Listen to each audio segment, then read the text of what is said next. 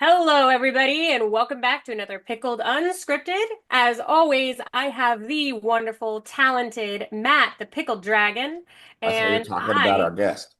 I am Dracoya. And today here we have the incredible Luke Gygax Hey, here everybody. to hang out with us and answer some of our questions.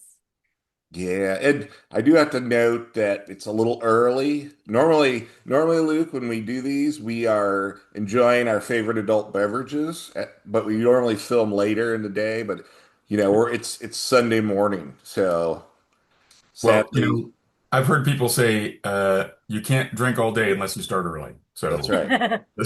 that sounds terrible. I don't want, it's like 9 a.m. here for me. I definitely don't want to drink. Well, I am drinking Yes. sparkling soda. So there Well, you go. there you go. There you go. So yeah,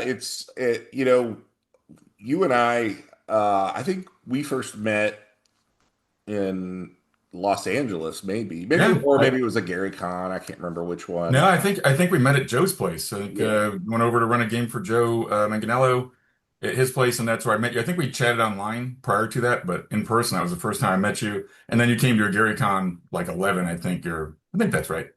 10 or 11. I think I have a Yeah. coin somewhere here. At Gary Con. Interesting the folks that you get to meet and how incredibly open and friendly they are. That's why I always say, Gary Con's my favorite convention.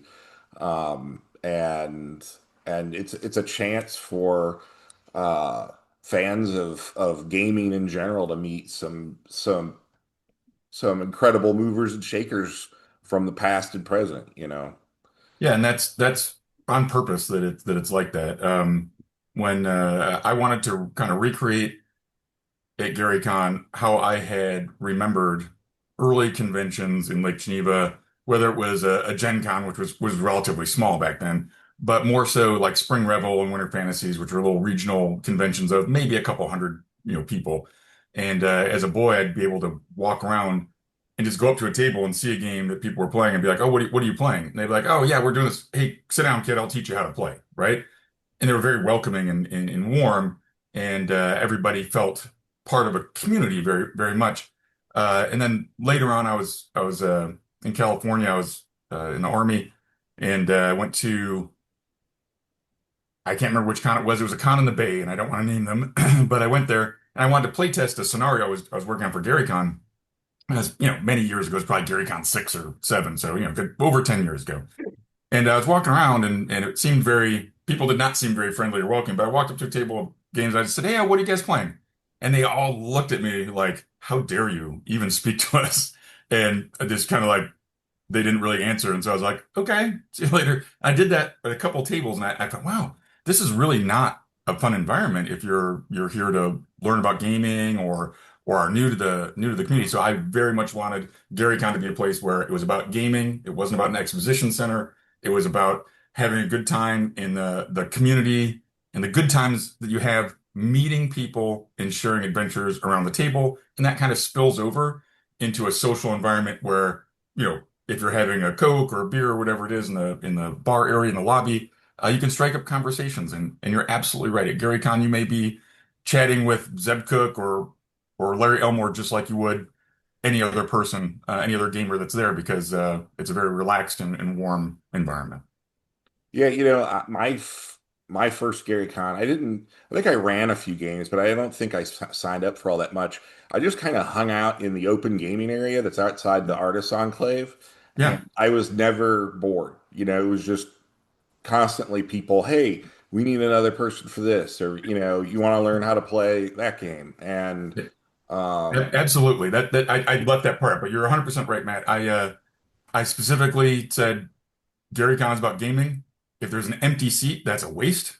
If there's a seat at the table, I want people to be able to walk up and feel comfortable saying, "Hey, can I join?" And people say yes. So we use a card system on the table. So they'll be like one of those little, wire stands, and there'll be a green card up if they have room to take somebody and they're not too far into the adventure to welcome someone in, or a red card so oh, they're busy right now, they can't take us. But if you look around and see a green card on any one of the tables, walk up and say, "Can I join?" There's no tickets, there's no cost, there's none of that. It's all included in the badge. Jump in and play games because that's what it's about. It's about playing games, and you get to meet new people that way too. My friend Jim Scatch has been coming since Gary Con 1, and I didn't know him at the time. I only met him through Gary Con, but I know him now. And he one year he forgot to sign up for any events. It just slipped his mind, and so he showed up and he just played games. It's called Going Commando. So he recommends everyone goes commando to Gary Con once, where you just show up and see what games are available. And he said some of his best games were by just showing up, looking at what was available, and walking into a game. And he met some really wonderful people and had some great experiences. Yeah, and the incredible number of just pickup games that go on, and the Order of the Owl is always taking Oh, people, you so know. good. Yeah, Mark Janorak and his team do an outstanding job. And again, it's going to be story time here. I'm sorry. I guess that's why we're unscripted. So my attorney, unfortunately, I have to have some attorneys sometimes. Very nice lady. I've gotten to know her over the past 6 years very well. She came with her family and her friend's son. I think he's 12, maybe 13, and he's a bit socially awkward, right? As many of us are at that age. And he was just having just a heck of a time at school and making friends, that sort of thing. So he came to Gary Con, and about 10 or 11 in the morning, he bumped into the guys from Order of the Owl and said, "Well, this looks fun. Can I play?" And they're like, "Well, yes." One of them got up from the table, let him jump in and play. He played all day long until his mom made him leave at like 9 o'clock at night. And he's like, "This is fantastic. I love it. I found my thing. I want to do more and more of this." And I've heard that similar stories. And so Order of the Owl, fantastic, great AD&D, and they just run and run and run like all day long, like at least 18 hours, maybe 24 sometimes. And they have a team of GMs that do that. But very welcoming. They teach them the ropes, and people fall in love with it. And it's just a great organization. And honestly, that experience of that young man, I've seen replicated over and over again around literally around the globe, where young people have come up and said, "Man, just a year or two ago, I felt really lonely and didn't have friends, and it was hard for me to socialize. And then I found Dungeons and Dragons, and now I have friends, and I feel like I belong to a community, and this is so awesome." And then they tell me about their adventures and what's going on, and it's always like a great. I don't know, it just gives you, it just makes it really important. Reminds me how important it is to keep the message out there and spread the news that role playing is good fun, and it's also really beneficial. So I love that. In Order Owl and Mark and his team are great people. Yeah, and I've said, I think I talked to Tim Kask about this, but Yeah.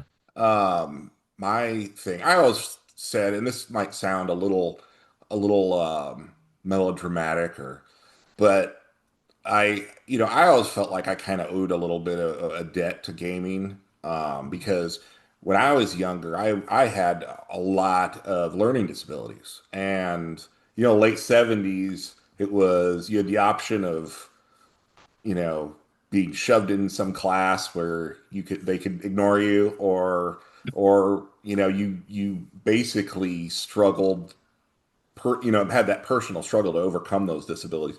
And for me, I didn't really care for reading, boring things, but my brother started bringing home these AD&D books, and I was hooked. And my parents recognized that, and they said, "Well, if you read these books and you learn these rules, we'll buy you anything D&D you want."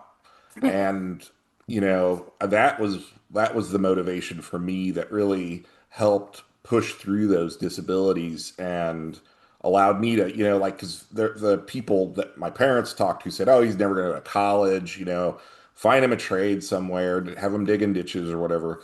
And you know proved them all wrong. But I do think that the foundation was gaming, which is, most people would associate with just fun, but I think it can be so much more than that. I But think that's the trick, is that you play role-playing games because you think you're just having a good time, right? You're just doing it for entertainment. And but there's a side effect of useful life skills that comes out of it. It's very sneaky. It's very tricky. I don't know that it was intended by my father. In fact, I'm pretty certain it wasn't. But yeah, there's a bunch of positive benefits that come out of it. And I've heard stories similar to yours, Matt, uh, hundreds, probably thousands of times, if I include, emails and texts or social media and forum posts. So many people struggled with a learning disability, dyslexia, or whatever it may be. Uh, social anxiety where they felt like they couldn't really, they're paralyzed with fear to speak to other people. Yet by taking on a persona in a game, they then were outside of themselves and learned how to adapt. And then they could apply those skills. I guess they're fungible skills maybe, or they're transferable to real life, right? So just if they practice talking to people as their character, well, guess what? They could then go talk to people in school or wherever it was, and those were transferable, as well as like decision, problem solving, small group dynamics, persuasion, all those things are great. And as a DM, of course, you're learning storytelling and how to create interesting characters, how to really get your party to dive into the story. I think one of the best ways is creating good villains who return again and again to thwart them, and when they escape. And then, of course, once you finally corner that evil villain and the culmination of a series, it's really satisfying to defeat them and move on. Yeah. Absolutely, and that's actually something I want to swing back to in a second because I think there is a big difference between um, modern gaming and that first, second edition experience, Yeah. um, where characters today are kind of much more standalone, whereas in the old days it felt like you needed a team. They all played a role. Um, Everything is a lot more homogenous now as far as how characters are created and what decisions is acceptable and who is good and who is bad. Everything's a lot more gray than it used to be. Yeah, and I think you're absolutely right in it's homogenous in the sense of uh, I think all the experience point, going up a level is the same for everybody. Pretty much everybody has a longsword, if you want to put it that way. I can throw cantrips that do the same damage as a weapon, right? Even if, as a spellcaster, I don't really have to worry about resource management that much. And so it does smooth that out a lot more. Whereas in, early, Advanced Dungeons and Dragons is probably what I'm most familiar with in that sense. You know, your magic users, wizards today, started off a bad armor class. I was gonna say a high armor class, but that was bad in AD&D, right? So they did have a poor armor class, very poor hit points, poor ability to fight, and they had one first level spell. One. That's it. And you had to roll for it. It might be not a great spell either, right? Uh, Yeah. and then you had to survive and you slowly gain some power. But at fifth level, you had the opportunity to cast, that's kind of where your power band kicks in because you got area of effect spells that were damage producing, like Fireball, Lightning Bolt, and things like that. And that could drastically turn combats where, hey, there's 50 orcs coming at you. Great.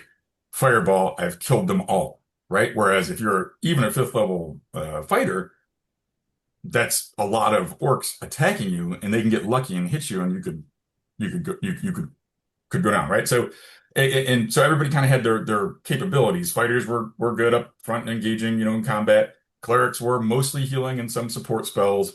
You had your thieves, rogue types who were disarming, traps, sneaking around, and collecting information, kind of like scouts, on the battlefield. And your wizards were like artillery, right? So you had like kind of a medical corps, combat arms, artillery or artillery air support, maybe sort of similar, and then scouts and that sort of stuff. So scouts and engineers, I guess, because they also disarm traps. So there's a little bit of engineering in there. If you're an army guy, you understand what I'm talking about. And so you did want all of those components. If you went in with just fighters, okay, first combat you're probably okay, but then your hit points start Eventually, getting worn out, right? And there's yeah. nobody there to refresh it or if somebody goes down, you're done, right? You're either if you're lucky enough to be able to stabilize them, then you're carrying them out, or they might just be dead and you're carrying their body. So yeah, all sorts of bad news. And obviously, if you're all thieves or wizards or whatever, there's all those. You're not well balanced, as you said very succinctly, and I took like 10 minutes to explain the same thing. Well, and also when you don't have that distinction between all the different classes and everyone's just homogenous, I find that it also doesn't build this level of teamwork that we Mhm. really had in some of the original D&D versions. yeah, Absolutely agree with you. Yeah, I talk about that during I do like a growing up Gygax presentation at conventions, and that is part of what I talk about is the team building.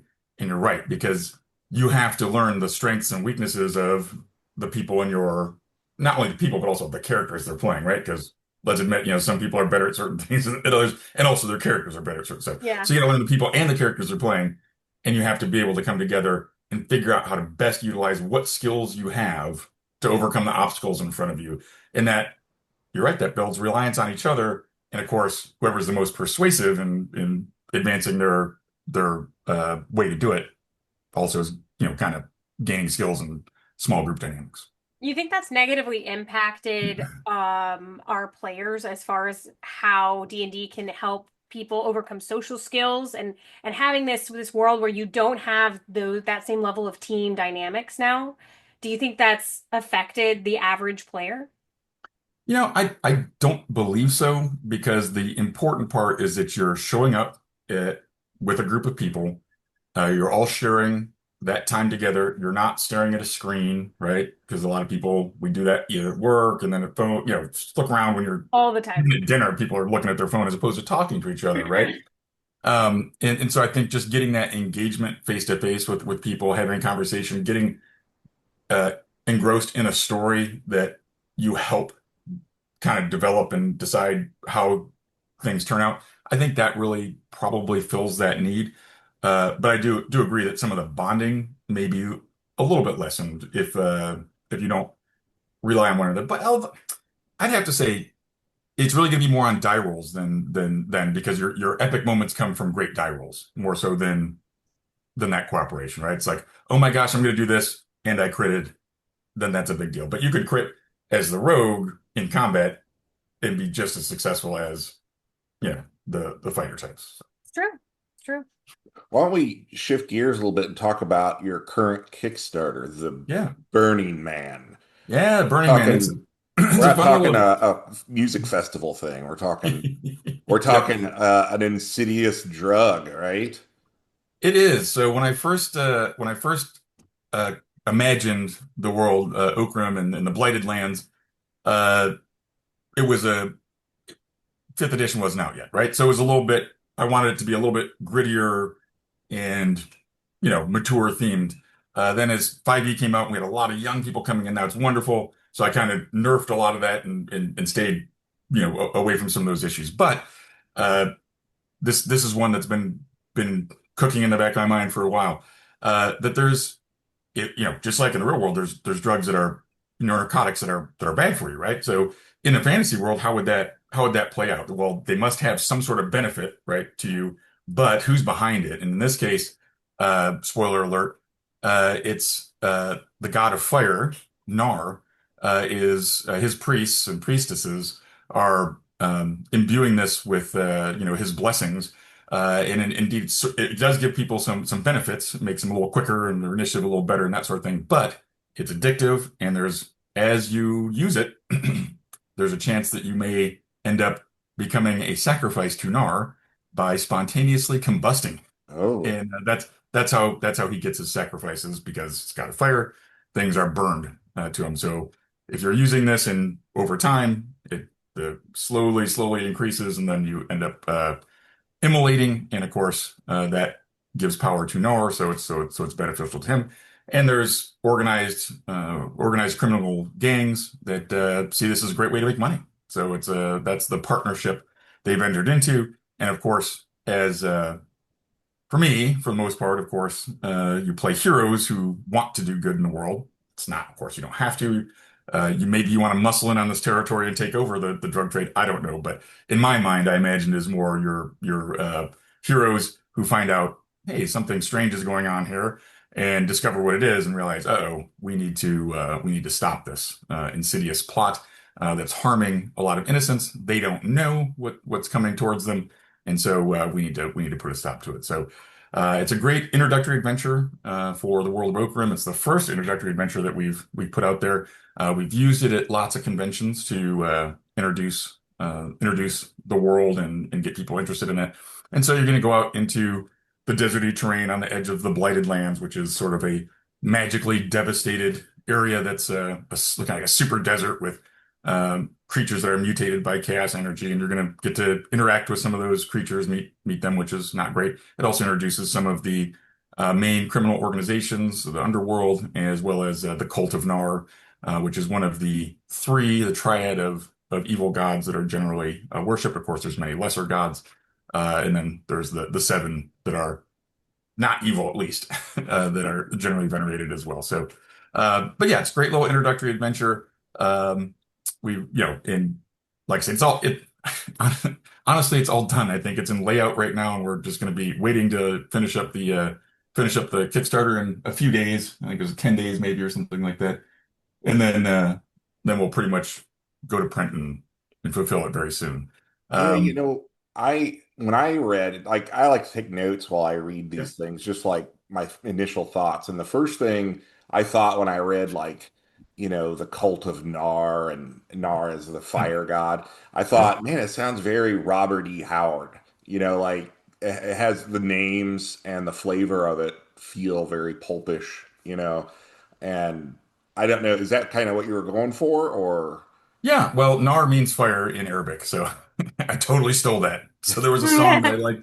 There's a song I liked a number of years ago that was Nar Nar Nar, and it was basically like a guy thinking he had so much love for this girl that she was like fire or like that sort of thing. But so I just liked that song, and so when I needed a name for a god of fire, I picked Nar. But that's.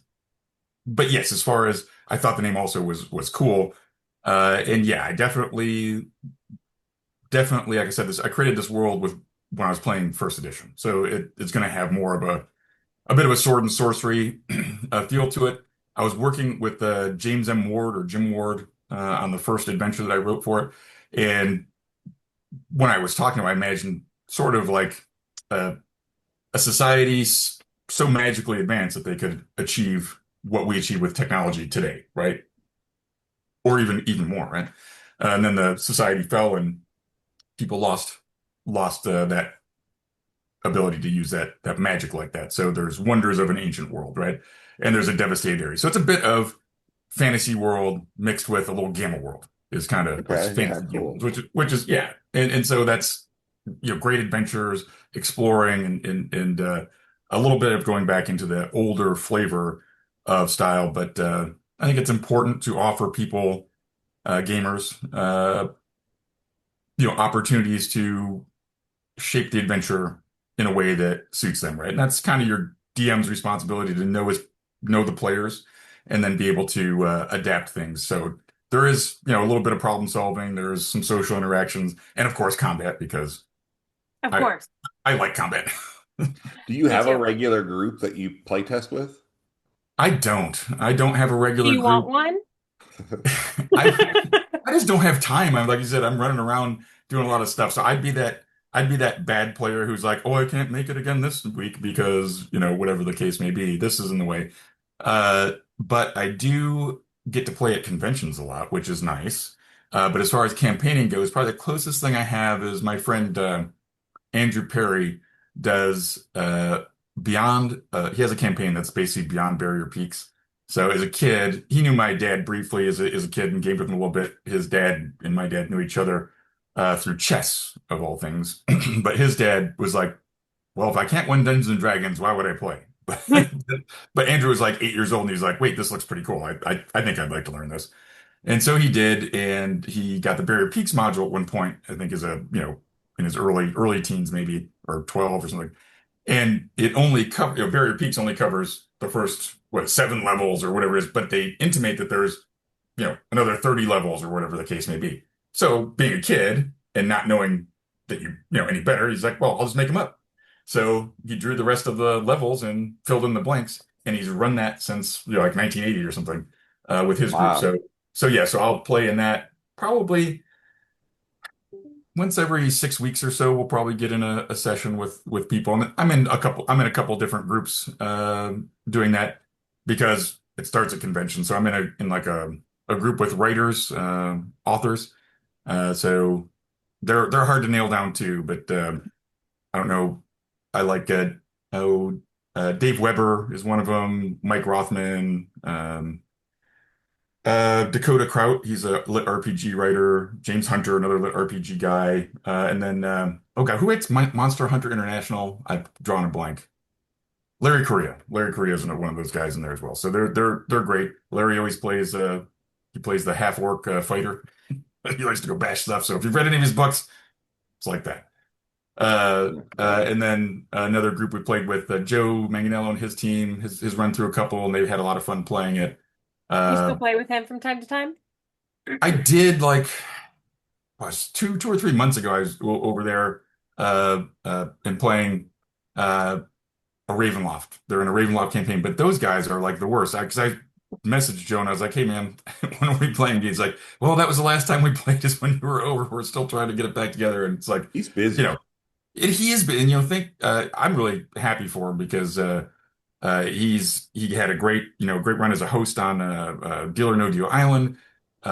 He's in One Piece as Mr. Crocodile, right? So the live action One Piece, and then Nona's was on I think Netflix and did very well. So he's been busy and he's got other projects cooking. So yeah, I get it. Same thing with Matt Lillard is often hard to pin down to come to Gary Con because hey, he's got a successful career. Makes sense that they're busy. So I get it. Life gets in the way no matter what walk of life you're in.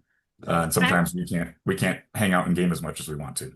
Back to your Kickstarter. Yeah. I'm definitely more on the miniature side of things, Oh and I yeah. did see that you had a whole miniature set that's included in certain tiers of your Kickstarter. You want to tell us Yeah. a little more about that? Yes. So part of the it was really fortuitous that we partnered with um, Joe and his group. Joe, Incongito, I think is his last name, but I forgot the name. I forgot the name of his company, but it's on the Kickstarter. You can look at it. And so we're because obviously I did Wrath of the Sea Lich, which is a big epic series of modules that we converted to Shadow Dark and put out. And then of course all the tariff stuff hit, and we were like, oh my God, Yeah. because we've closed the Kickstarter and all the prices now are Yep. I don't know.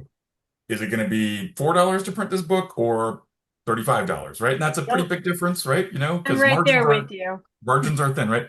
So we were like kind of delaying and scrambling, like, what's the tariff? So that took forever. But as part of that process, we found a US printer, Joe, and he also does 3D printing and that sort of stuff. So he was able to do those minis for us based on some sculpts that we had done for creatures that we designed, as well as some other more generic figures. But yeah, there's some cool stuff in there. So it's really fortuitous. Looking forward to kicking out not only this module, but I have a whole series of modules that I've written that are just kind of waiting to publish. And now that we have a reliable guy who can print in the States, do minis, and fulfill, uh, there's no reason for me not to just be able to put these out every couple months. Another one of these modules that we've done for the beginning, and that'll help build audience because I think it's very important. I know as a consumer of materials when we back a Kickstarter, it would be nice for the Kickstarter to like fulfill relatively soon, you know what I mean, as opposed to like 2 years down the road or whatever it is, right? So that's my part of my plan, part of my cunning plan is to take these modules that I have already done and get them out there and Conquer the rapidly world. fulfill them. Yeah. Yeah. And that builds confidence and people go, oh, okay. I know if I back this, it's going to come They'll in actually. I a know reasonable quite a time. few people that have been looking for a domestic printer. We'll have to get that Mhm. name. Oh I yeah, know. it's on there. It's partnered. I apologize for forgetting. I'm just terrible. I'm terrible with names, Well, but yeah, it's in there. We'll dig it up and And put we'll it put a on. But link to the Kickstarter in the yeah, chat oh, that'd too. be great. And Um, then of course, if you're looking for US printing as well, I have to give a plug to my friend Steve Chenault. He runs Trollord Games and also Chenault and Gray Publishing, and I think they are going to break ground very soon on a new facility. Right now, he does softcover printing, right? But he's going to upgrade so that he can do hardbound, full color and hardbound printing here in the next year or so. And he'll be he's all US, so yeah. that'll avoid any tariffs. So Chenault and Gray, good group of people. Yeah, we are wrapping up our last 5e campaign and we're moving to Castles and Crusades. So we're awful excited about that. Yeah, Castles and Crusades was kind of designed with my dad in mind because he was working with them at the time that they developed that. So Mac Golden and Steve Chenault were working on Castles and Crusades, but they ran all of it past my father first to say, "Hey, what do you think of this, Gary?" And he was like, "No, no, no, I would do it this way or that way." And so they kind of made sure he was comfortable working in that system. And it's really it's like the spiritual successor to Advanced Dungeons and Dragons. they came up with the Siege engine, which essentially is very similar to what 5e uses with difficulty checks or whatever. So I think I forgot they call them what, Yeah, it something kind of replaces all the challenges or skill whatever. checks and It's the same thing. It's the same thing, but it's usually based against a stat vice a skill. yeah. So it's like less homework or less paperwork essentially. Yeah. Right. I was actually just reading up last night, and I like the system. My wife loves the system. She actually played it first time at GaryCon, and Mhm. yeah, it's great. It is Um, it is cool. It's a great system, and it's what Castle Zagging is being published in as well, which is my father's home dungeon. So the first part of that is out. I think it's fulfilling here in a couple months, and then the second iteration, the second part of Castle Zagging to complete the set will be out in the first quarter of 2026. The Kickstarter will open up. I've got my first part, waiting on that second. So Awesome. yeah. Yeah. Um, so obviously, when we first met, you were, I'm a AD&D guy, but I'll try this 5e thing out, and obviously you're doing a lot more stuff in 5e. Yeah. Uh, when you develop games or adventures, supplements for 5e, uh, what are the challenges you think are the most difficult to overcome? Well, for me, the obvious one is the fact that they've made healing, uh, well, basically resource management. The ability to rest is so easy that I think players think anything they encounter they should fight because they can heal up. So I think it may dissuade some players from thinking of alternate means of dealing with something, avoiding talking, tricking. Some still do that, right? But just the keeping the tension high is more difficult. So you have to change your approach to things and make sure that you have essentially a doom clock going, so that people are wasting time, then bad things happen. So that's one way to motivate folks. The other one is to have it like a Die Hard or a Mission Impossible movie where you have to go, go, go, or speed. If you slow down the bus, the bomb's going to go off. But that's kind of a tired trope after a while, right? So I fear that, and once characters hit above seventh level, boy, they're pretty tough. They're really tough. So you have to pull out lots of tricks. You have to have, tough creatures that they're fighting with a bunch of minions to annoy them uh, keep them busy. So I feel like you have to work really hard to keep the tension high. And when I'm you're writing a scenario, you can't really say, well, use these home rules, right? Because they may not want to. Right? So this is the way they're used to playing. Uh, so the way I would like to do it is make your short rests and long rests just a bit more difficult. So maybe a long rest is 24 hours, and you can only do that maybe two or three times before you need it. A long rest, which could be either a week or 72 hours or something like that. So that would make you think twice before you expend a bunch of spells and hit points and stuff, which might create some more interesting or creative solution sets to problems, and two, keep the tension a bit higher because it's harder to recover. Maybe you've used all your short rests, but now you're really up against a time crunch and it doesn't feel quite so contrived. Um, yeah, I know one of the things that bothers me about kind of the modern game is the idea that the journey to your destination, it should be just kind of brushed over, get there, and then and to me, like, the journey is like half the adventure. And I love to use environmental hazards, and it's kind of swinging back to your Kickstarter where this is a vast desert. Did you incorporate any kind of heat exhaustion or anything to that effect into Yeah, the I know. Well, we're working on a setting book, and that's one of the things that when I imagined it as first edition, I'd included rules for that I just kind of made up for the effects of the desert. Like if you're wearing metal armor at the peak of the day, you're going to end up taking hit points of damage because there wasn't an exhaustion rule set. But you're right. I think essentially what happens is you become exhausted, and guess what? One rank of exhaustion not so bad, but if you push yourself and you got another one, uh-oh, and you're really in trouble and you don't have water and you can't rest because you can't rest and recover if you don't have food and water, right? You can sleep, but you're not going to really recover. And worse, getting another rank of exhaustion. I think is it 6 on your die, if I remember right? Right, 6 is Well, it death. depends on if you're playing the new version. The new version Ah, it's 10, I think, and you oh die. my gosh, really? Yeah, and Okay. it's Yeah. every rank is just a -1 to all checks. Okay. Whereas, I'm only familiar with 2014, if we're being honest. I haven't bothered to read the yeah. 2024 all the way through, and I think I don't think I'm alone in that one, but you're right. No. I should know that.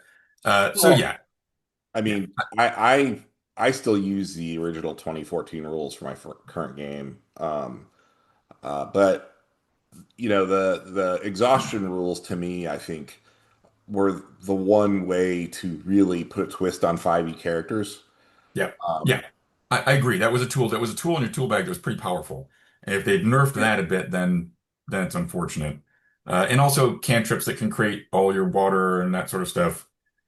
So yeah, what I do is I say if you're near the blighted lands and the chaos magic, essentially there's a thinning of the veil between the plane of fire and the Primate plane or Okran. And so your water spells are less of there's a chance you can't cast them at all, right? They just don't work. And then they're less effective as you're closer to the center of this area. And there's a reason behind that. There was the wrath that happened that will be revealed. Yeah, I know what it is, but we're working on that setting book and we're probably going to kickstart that at GaryCon. We want to do it this year, but again, with all the tariff stuff, I was like, oh, pump the brakes. I don't want to get in the middle of a big Kickstarter and then promise, try to figure out the costing on stuff. Oh my that God. would be crazy. It's Absolutely. You're been rough for telling me. business. Been It's rough so for bad. so It's hard. it's destroying a lot of the gaming community. It's definitely making a huge impact on the miniature painting Oh community. my, I am now the sole distributor for Chimera Paints, which is an amazing line of paint. I mean, it's pure pigment. You mix it, it's just the saturation is fantastic. And they come all the way from Italy. But also, okay. they now come all the way from Italy. Right. And so you're getting whatever the EU is. And I couldn't even tell you this, and it'll It's probably up to change next week. 15%, Okay. Yeah, which it's is Okay. 15 right huge. now. Is Yeah. it 1.5, right? 15? Yes. 15, yeah. Okay. Yeah. It was at 10, and then before that it was even lower, and now it's climbing to 15%, and I don't know where it's gonna stop. So Right. Right. If it's at least predictable, then people, okay, I know it's going to cost this. You adjust your pricing and consume, obviously, but as prices rise, then some less consumers will people fall want to off. buy that Yeah. product, and yeah, now you're going into this horrible, but Yep. Yep. That's kind of economics 101. Yeah. it's definitely changing the landscape of our Yeah. gaming community and my painting community, and I'm not sure what the long-term effects are going to be. It'll be interesting to see. Yeah, you're right. And same thing with, board game design. Obviously, that can be quite expensive. And most of our plastics, or huge a huge portion of the plastics and that sort of stuff was China, and obviously that's difficult. So people were scrambling to go to where. So I was working with another great company, GUI Cube, on the Tuma Gygax Kickstarter, and of course, right during before they could print, they also this whole tariff stuff blew up, and that delayed them a little bit. But they did find someone to do the printing, and the costs were considerably higher, so that it went from making a little bit of money to maybe losing a little bit of money. Uh, Yeah. Yeah. but you fulfill to your customers as promised, and that's part of what you have to do and roll with those punches. Because if you lose your customer confidence, then it doesn't matter what your costs are because no one buying your stuff, right? So, Right. Right. You but yeah, have a man, it's been hard. I know. You have a lot of different projects that you've been coming out with. There was something that you advertised at Gen Con, an app that you had Yeah. talked about. You Yep. want to talk about that? Sure. So Body by Gygax just started off as a kind of a funny idea. I think, people had said, I think I saw a t-shirt years ago that was meant tongue in cheek, Body by Gygax. What do we do as gamers most of the time? Sit at a Doritos. table. We got, Do nothing. some sugary soda and Yep. some delicious snacks that we're eating. And oftentimes we're not out doing a whole lot of exercise, right?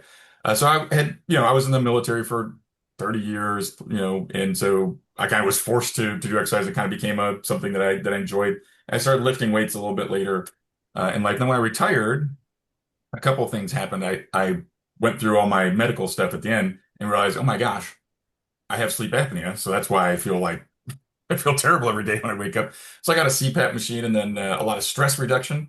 And I decided, man, now that I'm not in the army full time, I guess I'm still working full time, but I'm doing something else and it's something I enjoy more. I'm not so fractured doing very radically different things. I go to the gym more. And so people started asking me, hey, what are you doing? Can you give me some advice? And I was like, no, I can't, especially on Facebook. I'm not a certified physical trainer. I'm not a medical professional. I am not somebody who should be dispensing, workout routines to people I don't know who could have a host of individual factors, right? Right. But I do see a lot of folks with, diabetes, high blood pressure, atrial fibrillation. When I go through my scroll in the community, and I was like, well, what can I do that would be helpful? And so I said, well, we're about 6 months away from GaryCon. I just made a Facebook group and I said, hey, again, I'm not a doctor, I'm not a trainer, but why don't you pick a goal that makes sense for you, whether that's walking a mile or running a marathon or bench pressing 315 pounds, whatever your goal is, tell us what your goal is, go to the gym 30 minutes, or sorry, go do the activity 30 minutes a day, three times, or 30 minutes, three times a week, and post about us and tell us how you're doing. And it's called that the Body by Gygax Challenge Facebook page. It's still up there. And people dug it and it was motivating folks. And so I ended up chatting with my friend Tommy Rice, who's a designer, game designer, an author, an actor, but he was a college and pro football player. So, and he studied, biology and stuff, and he is qualified to talk about working out and that sort of stuff. So, we were talking about, man, it would be really great if we could help motivate people to go to the gym and do stuff. And I was like, yeah, I had this idea to kind of gamify fitness. He's like, dude, I was thinking the same thing. And we started swapping notes. And I'm like, okay, we could do this. Now, of course, neither one of us is a techie. So we're like, we just need to do this giant thing. Yeah. And we said, okay, let's do it. And we started getting to it. We're like, oh, wow, this is like a lot of money. Yeah.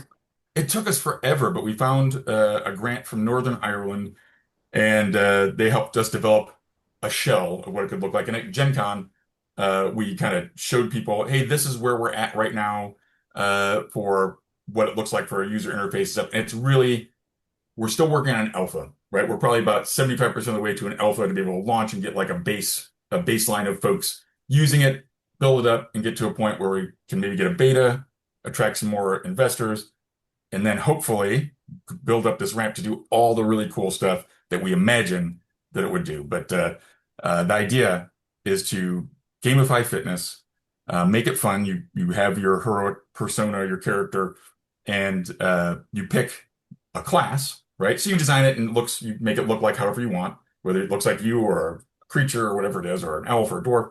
And then you pick a class of what you want to do, and that's going to generally shape what kind of workouts you're doing, whether you're a fighter doing mostly, resistance training, strength, whether you're a rogue type who's doing more agility, a wizard who's going to be doing a lot of cardio, right? Because you got to be able to get away. And then like we want to incorporate mental, Sudoku and other brain games in between your sets and between your rests and that sort of stuff so that you're working. And then you get to do little fights at the end of your workout, end of your workouts, right? And so each time you work out, you gain a little bit benefits and that sort of thing, right? And at the end of the week, the idea is you're with a group, you have a guild, and you work out together and you share your workouts, right? That's part of a community, you're motivating each other. At the end of the week, you face a challenge. You go on a fight and you fight together, right? And if somebody haven't checked all the boxes and done their things, you don't have all the benefits. That makes defeating the end of the week a little harder. So, what do you got? You got your peer pressure, right, to do it. Oh, they're counting on me, right? I better do my workouts. That's great accountability. Hopefully we make it fun, right? And then you get little cool, oh, you did it. You get a trophy. You get to hang in your, room behind you or whatever. And there'll be some social interaction and things of that nature. We also want to incorporate, the ability to use nutrition tracking and that sort of stuff. And we do have it right now where when you make your character, right, you can also print the sheet and play like 5e, the Oh, 5e okay. game with your guy that you're working out in the game. So there's so many things we want to do. And I mean, I don't know, our goals are way up here. The hard part is like starting here and then building. That's always the hard part. But where the rubber meets the road is, ideas are easy. Putting something into practice and making it effective is very hard work. So we're working on that to get done. I don't have a date of when we're going to have that alpha out there, but we've collected names, are building a community so that we can launch and get that going. And honestly, as fun as it is to make games and do stuff in the community and spread the love of tabletop gaming and the positive aspects of it, if through this app in any way I could help people have a higher quality of life for a longer period of time, I think it's probably the most important thing I could do for the community. So it's huge. I it's good. I Yeah. think that Preaching to the yeah, choir here, I think. Yeah. yeah, I think that the at least for me, Yeah. being part of a community is, has helped, because I exercise daily because I have my own problems and whatnot, Mhm.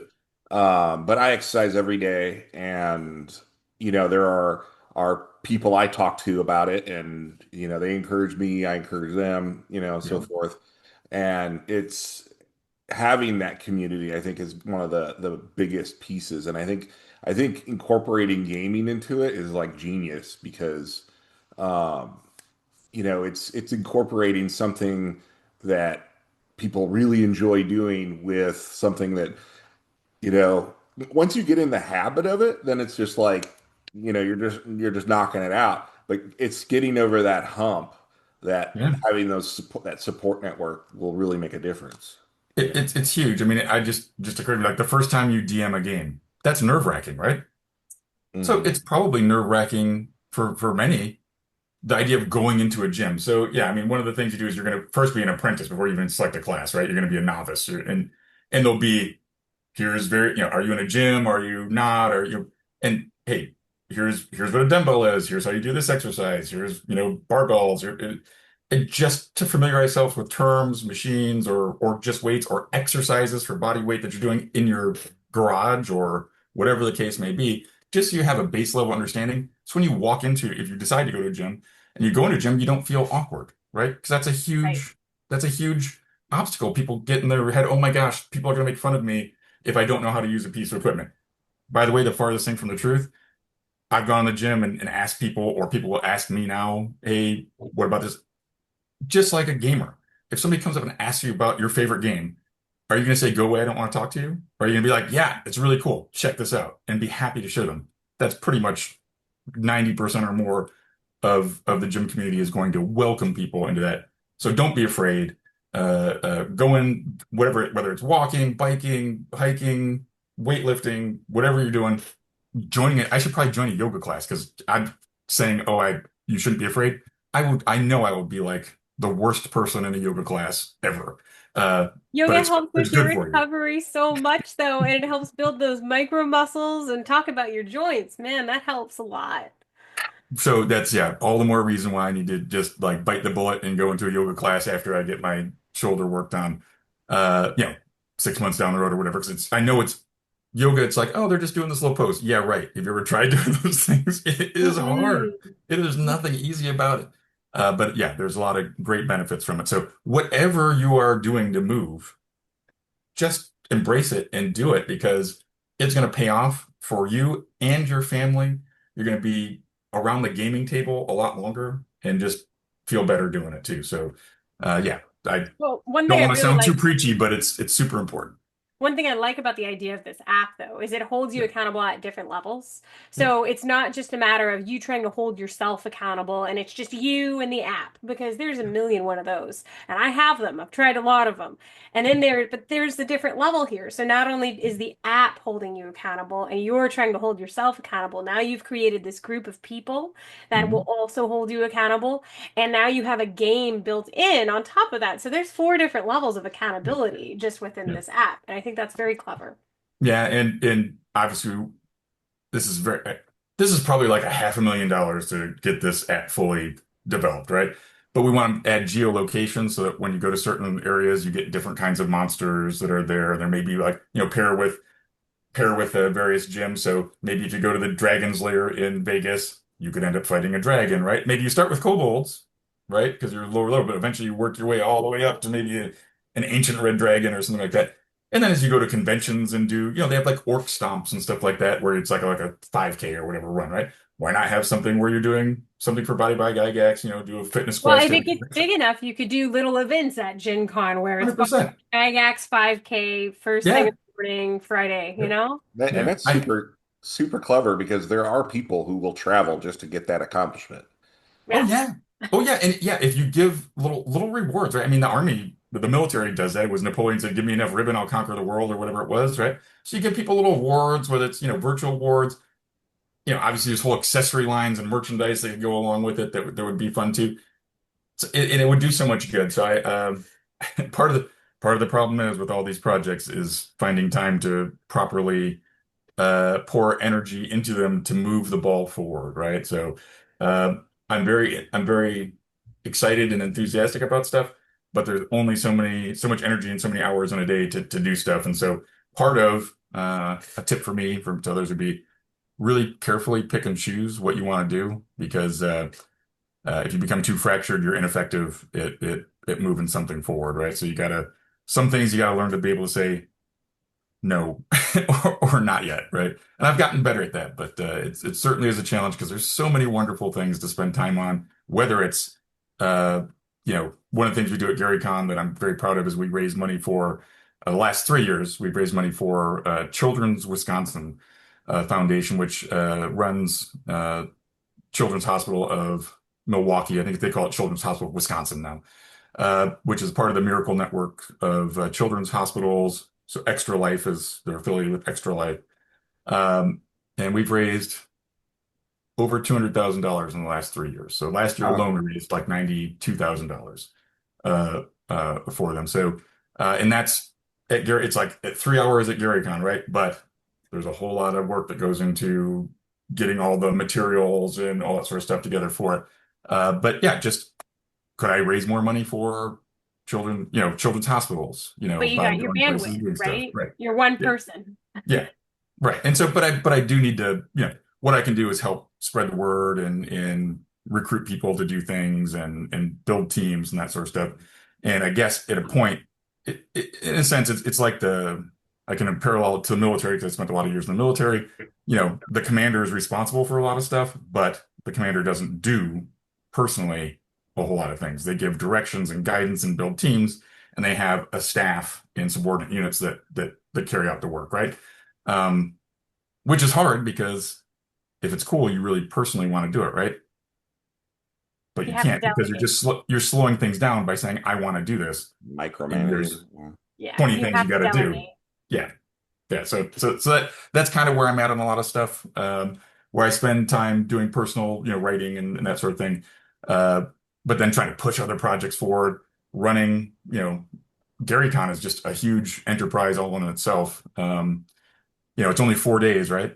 But Yeah. there's so much that goes into running a convention.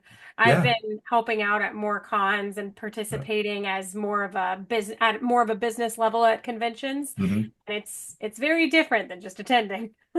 It is, and of course, it's not exactly a high dollar figure, big generator of money most of the times, and so you've got to, it helps if you can recruit sponsors and show some value for them, because then you can do cool stuff for attendees, right? So, um, Yeah. so yeah, It's GaryCon kind is of a great, passion and project. honestly, yeah, I mean, gosh, I think I did it.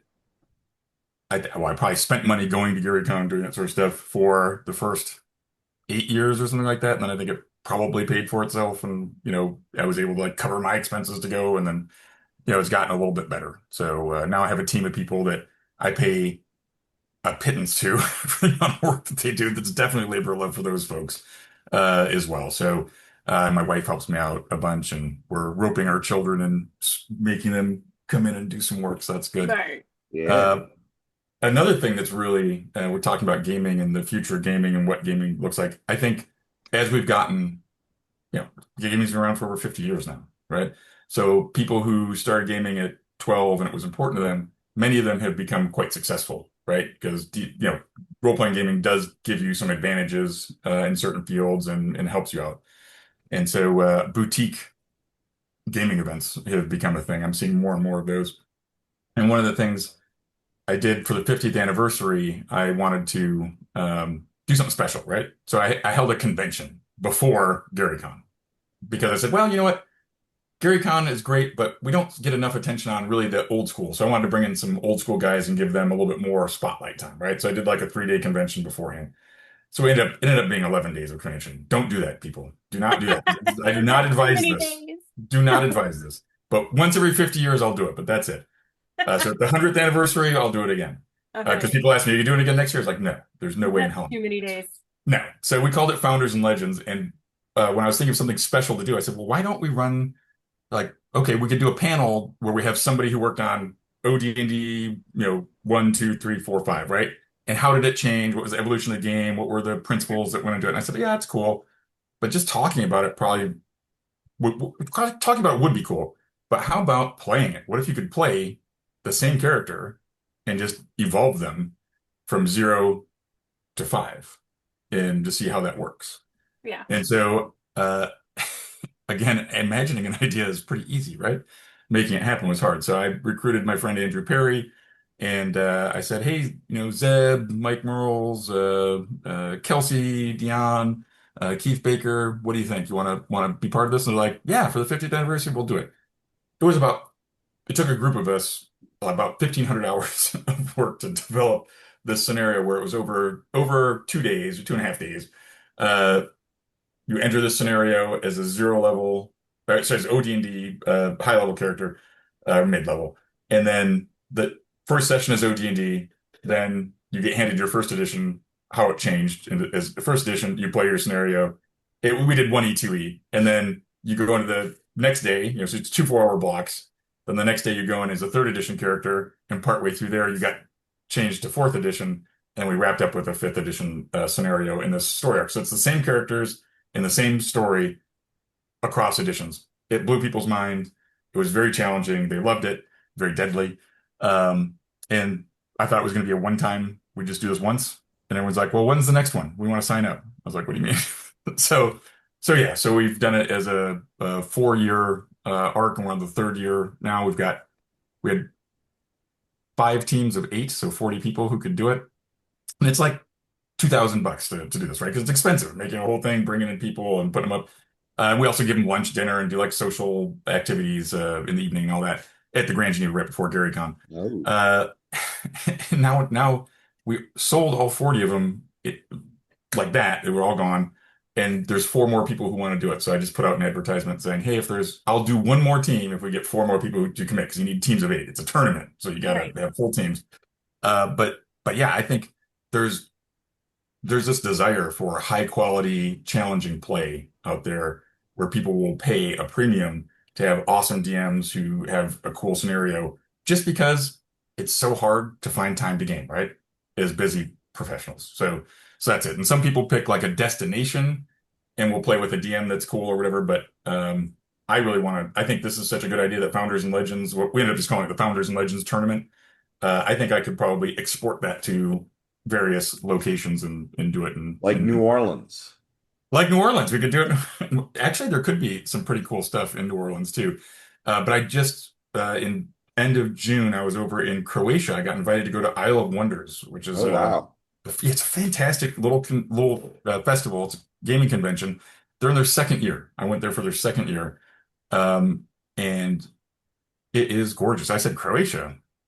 What's great? And as soon as I mentioned Croatia, anybody who'd been there, like, oh my God, you've got to go. It's beautiful. The people are great. They weren't lying. Castles and all Oh this. yeah, fantastic. I It, have it, I have friends in Croatia and Romania, and they have some of the best Ren fairs and gaming yes, festivities. It's incredible, incredible. yeah. So I'm Wow. I'm I'm looking at doing like a Founders and Legends and starting it in Croatia as a destination because I think people. I mean, Croatia's beautiful. You could do, and if you get some high quality gaming and a beautiful area, we can go look at castles or tour castles or go to beautiful blue waters and sail the islands. I mean, there's so much. Anyway, Croatia is great. Isle of Wonders is really wonderful. If you get a chance to, yeah, Wonder is wonderful. It's great. People were super friendly. If you get a chance and you're over there, you can make it. It's awesome. And yeah, We uh, used to we used to do a Gamers thing. around the world are pretty much the same too, from talking Well, to people. Same yeah, stuff. we used to do a bit called Gamers Worldwide, and we would interview people from different countries. Mhm. And it is interesting because yes, there's like they're the same, but there are these subtle cultural differences that, like I have some friends in Bahrain, and they Mhm. founded a game like D&D role-playing groups in that country, and they're trying to spread it to Saudi Arabia. And I was very intrigued because, what does that mean in like an Islamic nation? The Mhm. idea of gaming and Dungeons and Dragons, whatnot, and to me, it's just so fascinating all those subtle little differences because when I think of certain creatures or monsters that maybe come from Yeah. their mythological Mhm. culture, Yeah. they have a completely different take on it. I think that's just fascinating. Yeah, Uh, it's cool. I mean, if you read the Witcher books, there's creatures that are, probably have inspired stuff that we use in the Monster Manual, but they're quite different in their folklore, right? And you mentioned Bahrain. I just inked a contract a couple weeks ago to go to Tabletop Me, the very first tabletop convention in Dubai in the Middle East. So I'm going to be there as a guest. And tomorrow I'm going to have a meeting with Mark, the kind of director of the con. We're going to go over my schedule in more detail, but I'm going to be giving talks and running D&D and doing meet and greets and stuff like that. So it'll I'll have to be find out if really, my really friends are exciting. going. That's awesome. Yeah. Yeah, Um, it's really exciting. Because he asked me like 2 years ago. I think he came up to me at a Gen Con maybe 2 years ago and he said, "Hey, my name's Mark. I'm trying to get this thing going." He said, "If I do a convention in Dubai, would you come?" I was like, "Heck yeah, here's my card. Shoot me an email." And then like a year and a half later, he said, "Hey, I think I finally got it together. I think I can do it." I was like, "All right, let's go." Man, Make that'd it be happen. cool. I should start looking into some of these things as a vendor. I'm yeah. telling you what, yeah. So yeah, they're brand new. So Isle of Wonders is brand new. They're small. I'm trying to help them figure out ways to be strong and grow their convention, and of course be financially viable. Right, that's super important to be able to continue it. Tabletop Me and happy to help them too. Seem like really nice folks. I want to foster that community. Another really exciting, fun convention is Luca in Italy. That one's Hmm. great. They're Yeah, they're I know they're that huge. one. They're huge. Yeah, they're huge. I've never been to Essen Spiel, or Spiel in Essen, but I'll be going to that next year. yeah, I think I might go next year too. So Carol Rapp, I met her at Gen Con and she invited me. I guess I didn't know who she was, but I guess she's the executive director of Essen, which is a pretty big Essen Spiel, which is a pretty darn big deal. It's a Yeah. 150 or 200,000 people go to. Like, wow. It's Like one of the my biggest in the world. And they also have a Golden Demon miniature painting okay. competition there, which is, again, one of the biggest in the world. Yep. So that's one that people have told me you should go. I hear like the RPG part of it is like this small. It's like a little Yeah. tiny RPG, and the rest of it's like board gaming. But And that's okay. I don't entertaining. mind being. I'd be just a tiny little fish swimming around in there, I'd be like a minnow, Well, but maybe it'd you be can fun. go there and help grow it, you know? Exactly, right? And that's what I look at. And I go to UK Games Expo. I'm going to go back there again. I went in 2022 with my family, and I was having dinner at Gen Con with the guys who own it, Richard Denning and Tony and their wives. So very nice. We've become friends with them because I brought my whole family out there in 2022, and we stayed a little extra, and they showed us around. So it was very nice. And this I just gone the last couple of years myself, school and all that sort of stuff. It's very hard and it's costly to travel, right? And Mhm. this is at dinner, they're like, "What do we have to do to get you to come back, Bushra kids?" They're like, "We're tired of seeing this guy. We want to see you." I was like, "All right, I know who the real attraction is here. It's my family." So, but yeah, I'll be doing Isle of Wonders. I took Bushra with me and my wife, and because she's helped me run Gary Con, she's given me advice on developing Okarim because she's Moroccan, so is in touch with those cultures as well. And then we're going to go to Tabletop Me together in Dubai, but probably not with the kids. I think we'll go back to Isle of Wonders this year and maybe bring the kids too because there's so much cool stuff to see. And um, I found that even though I'm super uncool because I'm their dad, uh, that when other people tell them how cool Dungeons and Dragons is and how impactful their grandfather was in the world, then they hear that a lot better than when I tell them stuff. So. hmm That's Yeah. Yeah. called teenage daughters, I think is what that's called. Speaking of like, I raised my kids on gaming too Yeah. from the minute they about five, turn Yeah. five, about Yeah. on, they were throwing dice and playing with miniatures and stuff. Yeah. My daughter's in the military, and Is she in the Navy? Is that right? she's in the Air Force. Air Force, Air Force. Yeah, and she's been moved around a bit, so that has made it difficult for her to Mhm. land in a gaming group. Yeah. Um, and it got me really thinking about like soldiers on deployment. Is gaming real common in those circumstances? Because Oh yeah. I know like they're limited on the amount of stuff that they can take with them. So True. I was also wondering if there are charities that or individuals that supply gaming materials because they can't necessarily transport a whole bunch of books around or anything. Yeah. So another plug for Troller Games. If you are a veteran or active duty military, they have a huge discount. I don't want to quote it, but my memory is, so I could be wrong. This is my recollection, 50% off. But it's sizable, whatever it is. And if you're deployed, I bet they will just send you stuff, right, to help you. And there's probably other companies that will do that as well. When I was, so I was, I'm old enough that I was an infantryman in Desert Storm. So we had to travel very light. We just could take our rucksack and duffel bag, and that was with your gear, right? I even contemplated not bringing my sleeping bag because I was like, am I really going to need that? Yes, I did. It was cold. So I'm glad I brought it.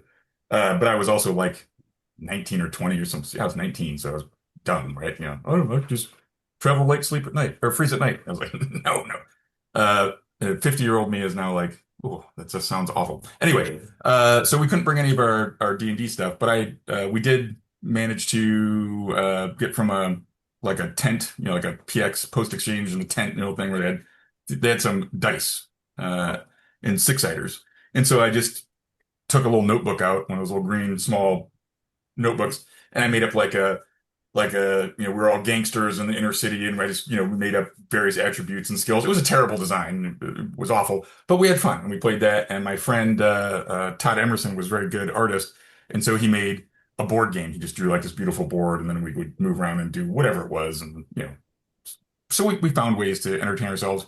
And then I think somebody had mailed over. They used to make little tiny, I don't know why, but little like miniature D&D books that you needed a magnifying glass to read. It was so Yeah. small. So they're smaller than the palm of my hand, or maybe the size of my palm of my hand, but they were the AD&D books. So we had those, and we would like our eyesight was good enough that we could actually read them. And so we were able to play a little D&D. And then as it progressed in the Iraq War, as we got a little bit more developed uh, infrastructure, we'd play uh, anywhere from board games to, I think my boss ran, oh my gosh, another system, kind of like GURPS, but it's not GURPS. So he ran another system and we played. It was fun. It was like kind of Star Trek based, I think, or something. It was fun. So we had a lot of fun playing games there, and yes, so gaming is very popular. Imagine that if you're stuck somewhere kind of miserable, away from it, having a way to escape and create fun stories of adventure uh, with really minimal supplies. What do you need? A couple books and some dice. It's Yeah. pretty minimal. I I know would miniature imagine. painting is also huge in the veteran community. I know a fair amount of miniature painters that took their time and served overseas somewhere, and it helps them focus on something else and kind of work through things. Absolutely. Yeah,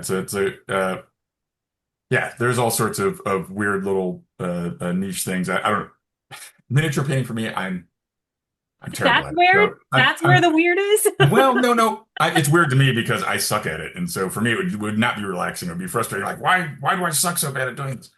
But what I was thinking is I was at a military conference, planning for a big training exercise, and I was chatting with a guy, and he's like, "Yeah, my sideline is making gear, like, uh, you know, LBE and all the various, Geardo stuff for Legos. So people will buy Okay. Legos and then get gear that you could take on and off to make them look like real, like special forces guys." Oh And so wow. he's like, "People will pay me $500 to like gear up their Lego." It's like, what? Okay. All right. It's like, I'm in the wrong business. That's The it didn't Lego work out. business is booming still. Yeah. Yeah, and I guess he has a backlog. He had a backlog of work. He's like, yeah, as much as I can do that people are doing. I'm like, wow, I have no idea this was even a thing. Right? Uh, yeah, so there's lots of weird stuff out in the world, and but boy, do I appreciate people who can paint miniatures because A, not my strength, and some of them are just. incredibly beautiful. When I first started, I'm colorblind, bad colorblind, and I I was terrible. But to me, it didn't bother me that my stuff looked terrible because it was just very relaxing to me. And over time, I'm passable. But Okay.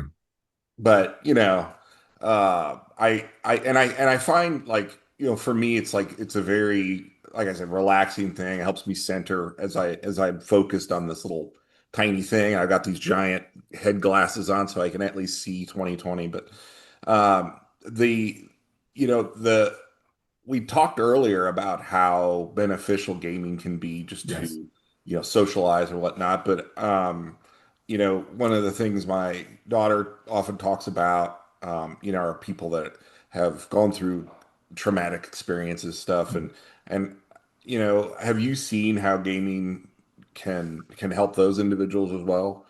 Yeah, not so much from like firsthand experience. Again, I'm not I'm not a, a counselor or a trained psychologist but I have spoken to and they've come to GaryCon and given talks on it. And so through them, for the folks who are doing it, I've learned certainly through Wounded Warrior, who has who uses role-playing games, whether it's Dungeons and Dragons or others, to assist some folks with PTSD.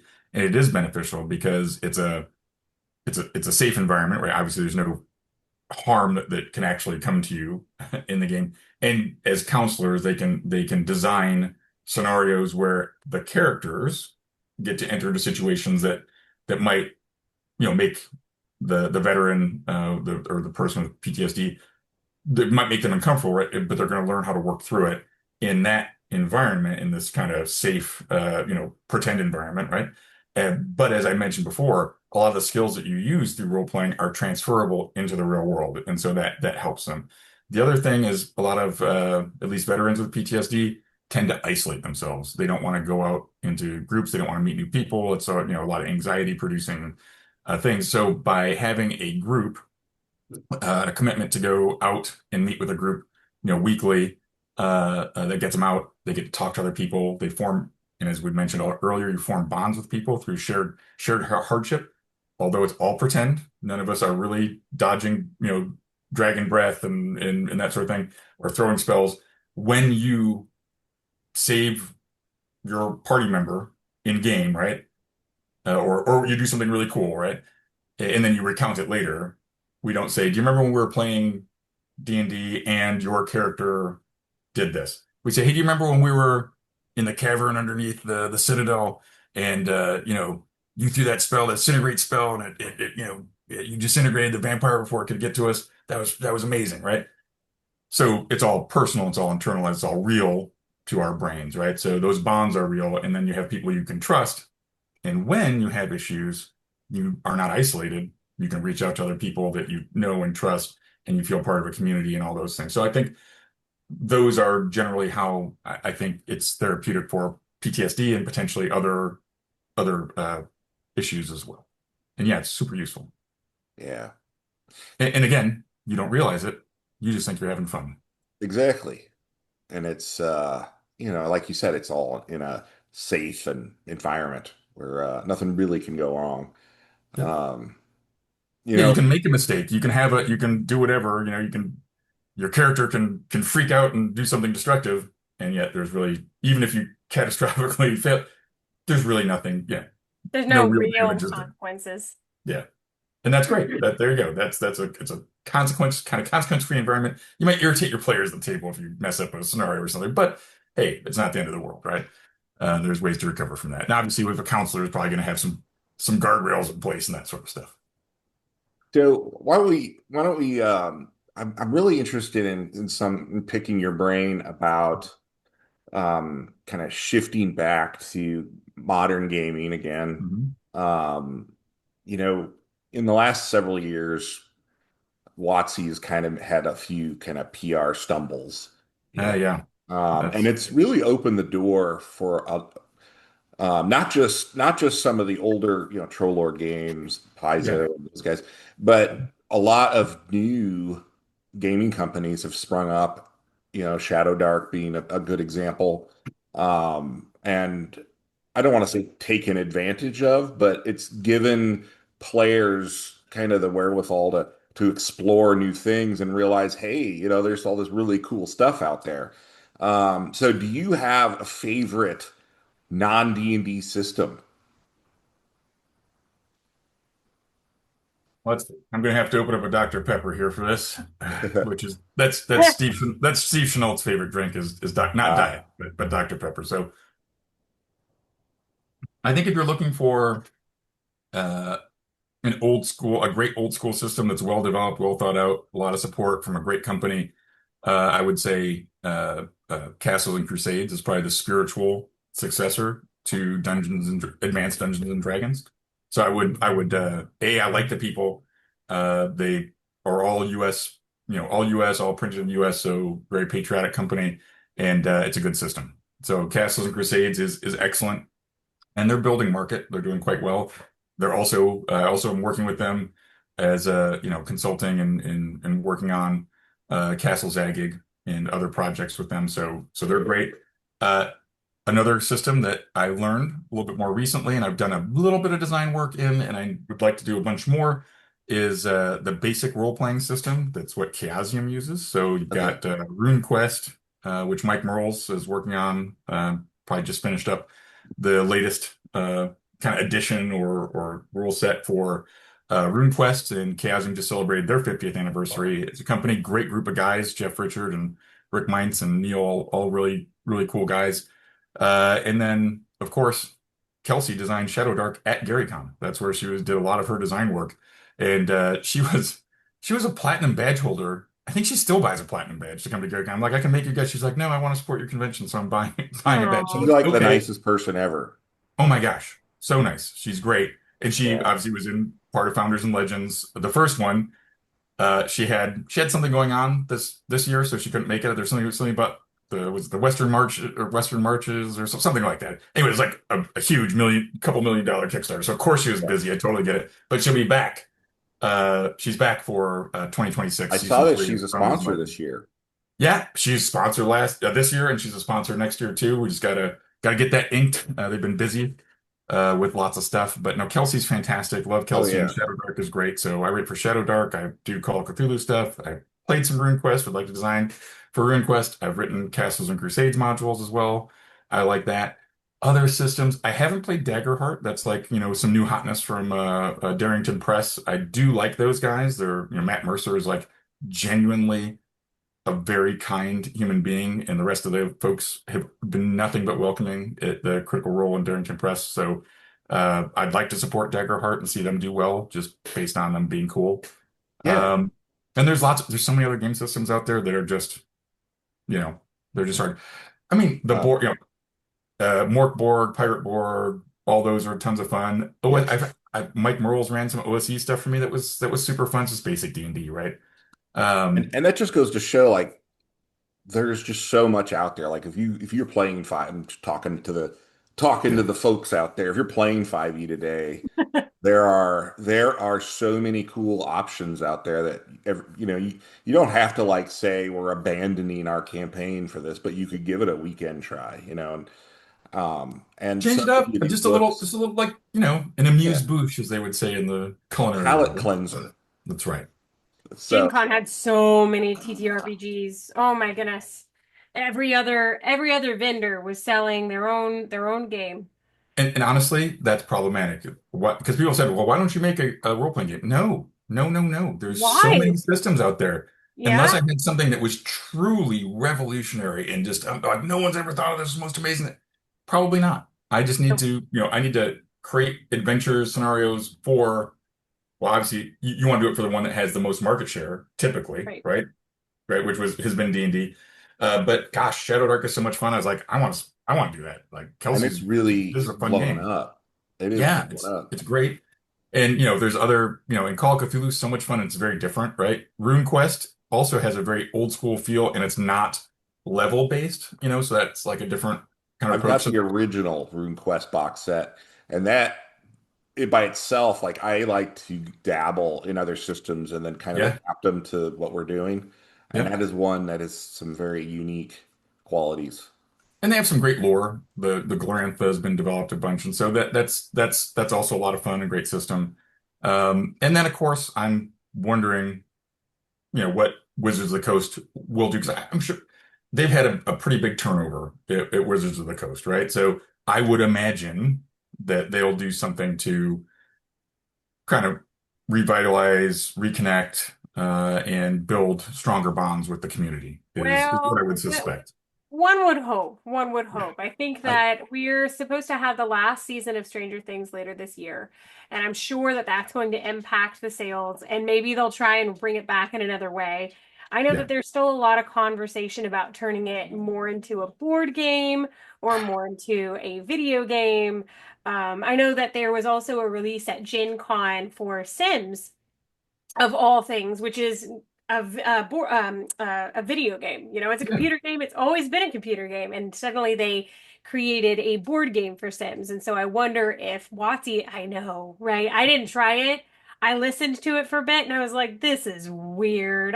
Yeah. This doesn't make any sense. Yeah. Why would you do this? But I wonder if WotC is going to see something like that and how they found a way to translate it. And then they're just going to try and translate it into a board game kind of setting or create more video games. And so now it's just going to become a video game.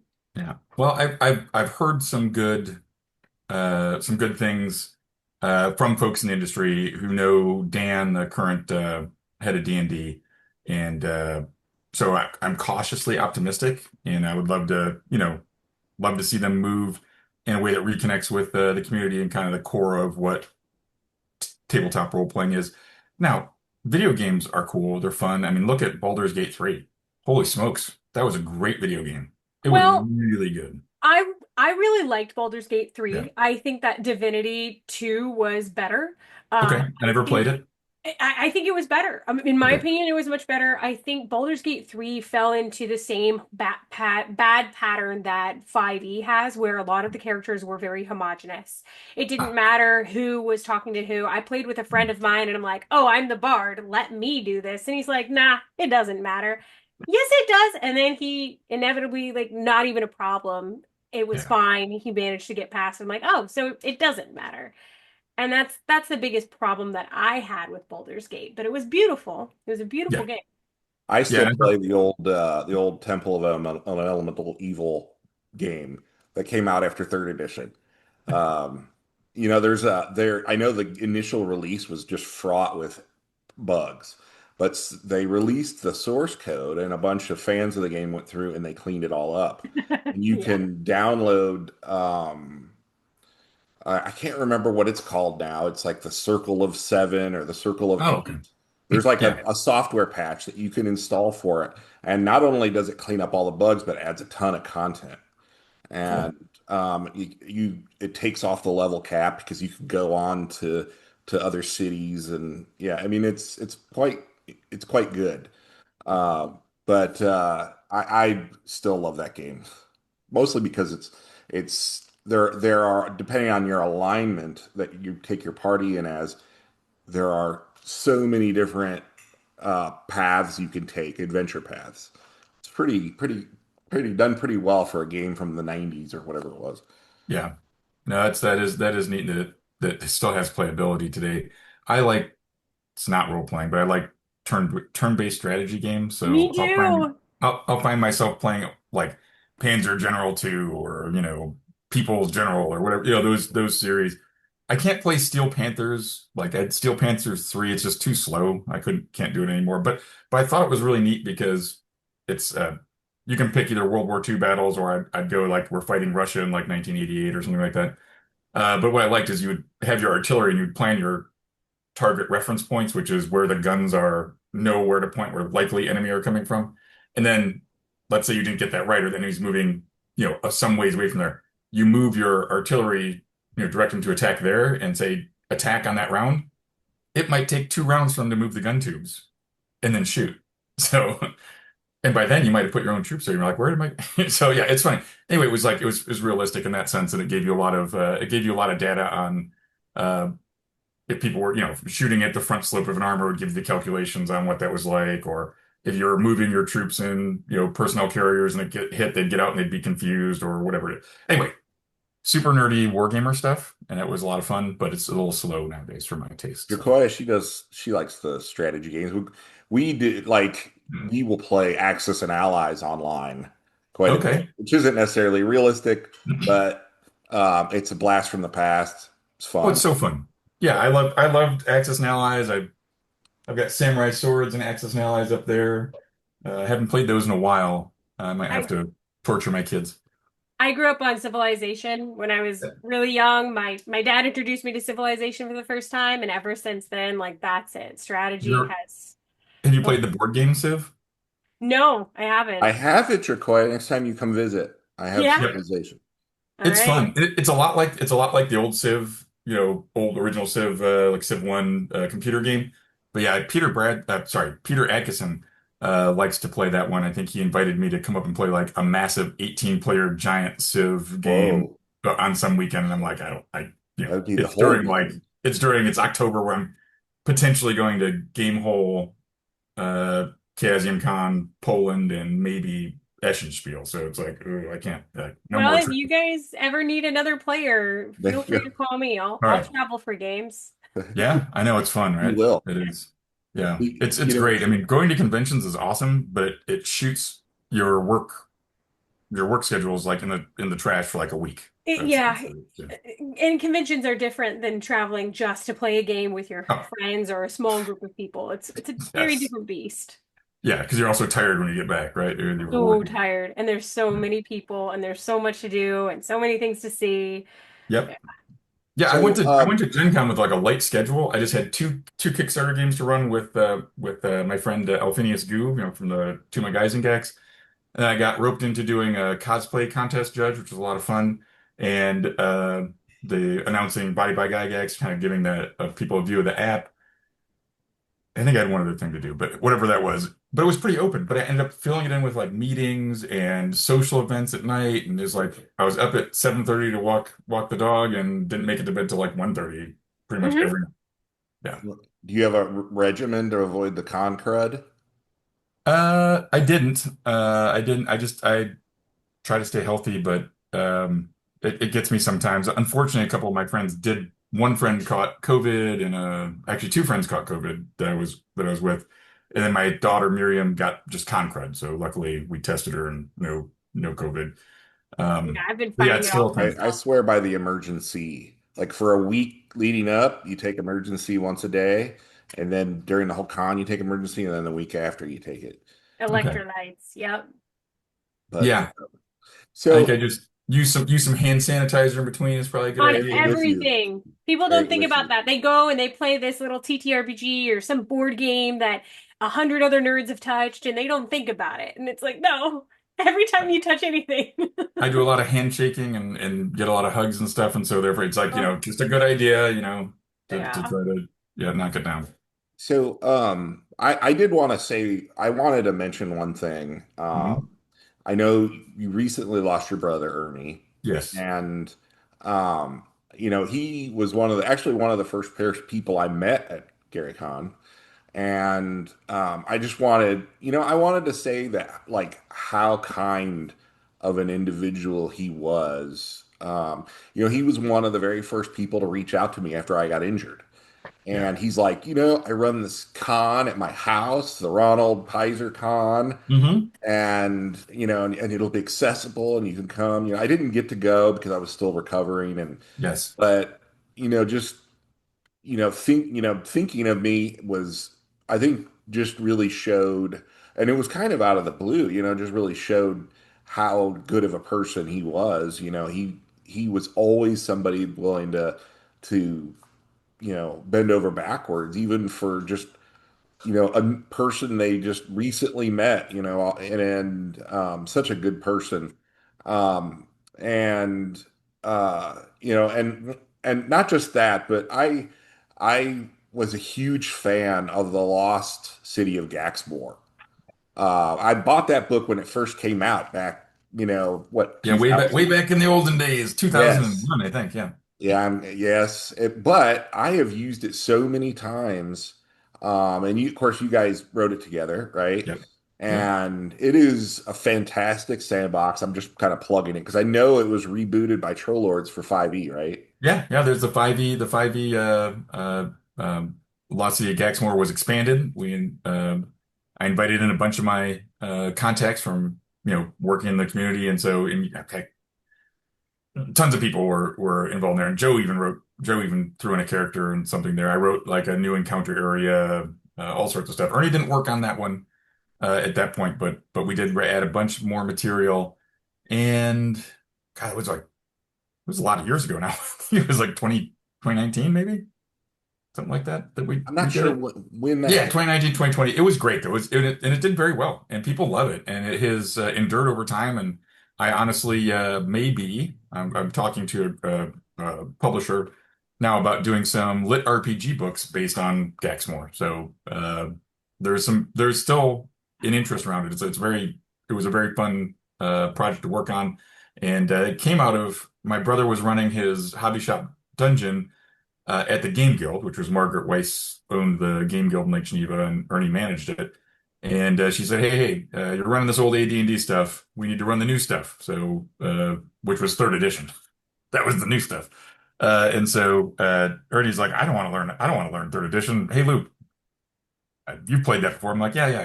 He's like, okay, you can be the DM, and let's develop this place for people to play. And so we did, and we wrote it as we were playing it.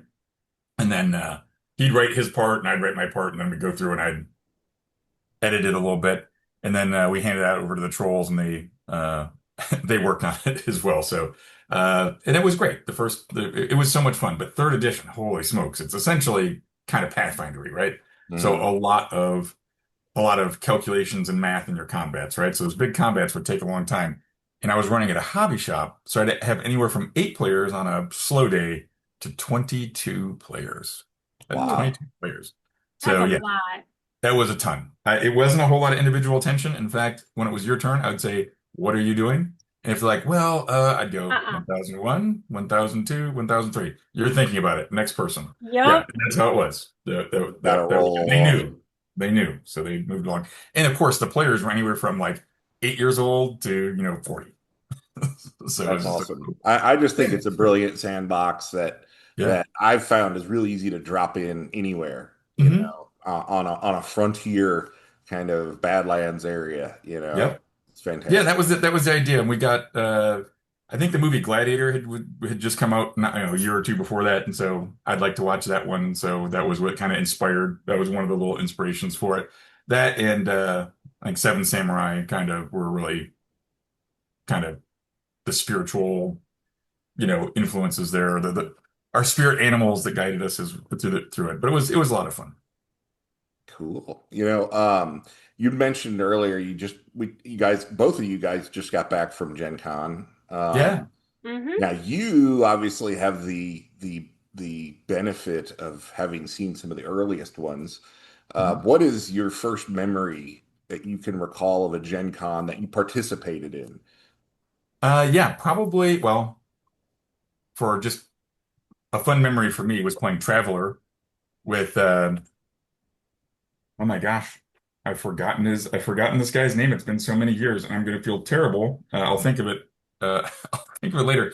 I remember the terrible nickname that my sisters gave him because because they called him Sherman my German, which it wasn't his name. He was a great guy, but he tended to wear like he's older guy, so he wore like a blue polyester slacks, like dark blue polyester slacks, a black belt, light blue polyester or light blue short sleeve button up shirt with a pocket protector and pens in it, and he had a crew cut, and he carried a briefcase, right? Oh, So he was Frank Crone was the guy's name. Thank you, Frank Crone was the guy's name, and Frank was an awesome traveler DM and an old school wargamer, right? And so I think I was 6 or 7 when he showed me how to play Traveler. I rolled up a Space Marine because who doesn't want to be a Marine, right? That was pretty cool. And my name was very creative, was Luke Smith. That was my the character. And I would play this every year when I would see him, right? Whatever it was. And so we were at like Gen Con, the first one at Parkside. So it was early 80s. So I was a little bit older then. And I probably hadn't played in 2 years. So I hadn't seen him. And he kept the characters on a 3x5. And so he's like, he's like, I was like, can we play? He's like, yeah, sure, sit down, we'll play. And he handed me my 3x5 card, and I was like, oh yeah, I don't remember like yeah, I was gonna shoot my laser pack at something. And I was like, I don't know how many rounds I have. He's like, oh, you took 3 shots. I was like, what?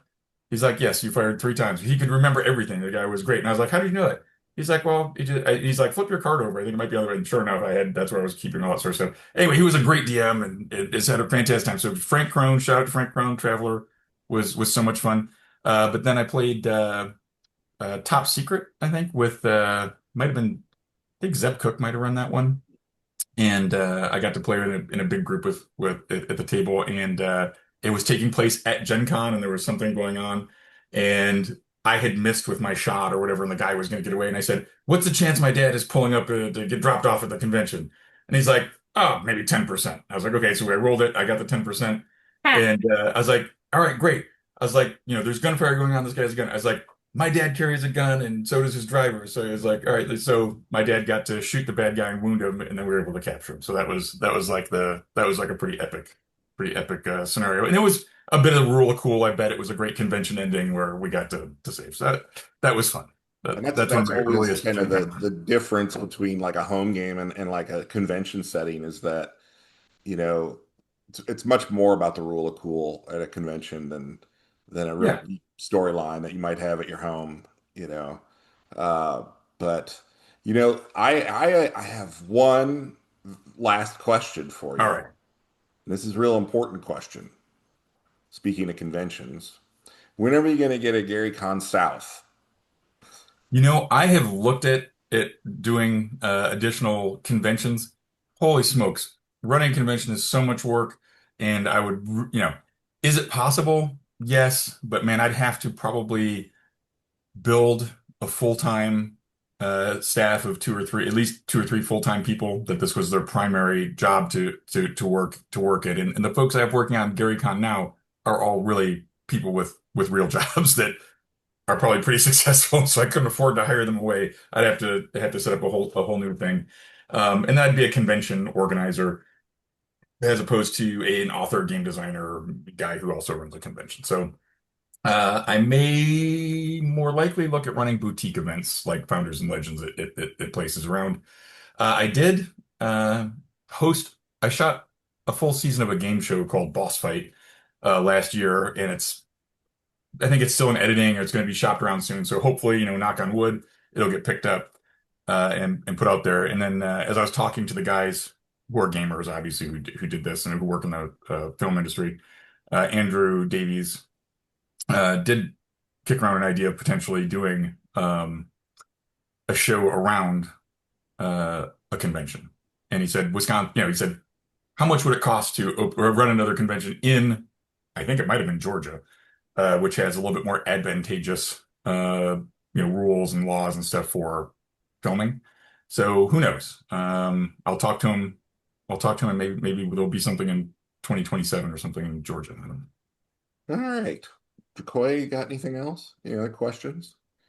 I really appreciate you coming on, Luke. Yeah, it's Do you fun. have anything else for us? I know you probably are just a fountain of gaming lore. Oh But yeah, no, I could do well. If we want to talk about gaming lore, that's a whole nother we could another hour at another least that few we hours could do. of Yeah, talking. we could do that. So I guess I would just say I just wrapped up a bunch of conventions with Gen Con. I'm skipping Dragon Con this year because I'm getting a shoulder surgery, so that's going to take me, you know, at least a month to kind of get to be able to travel again.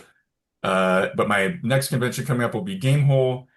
Then for sure I'm going to tabletop me and maybe Dragon Meet in London. That might be the last three. I could also do KazimCon Gdansk if I can fit it in.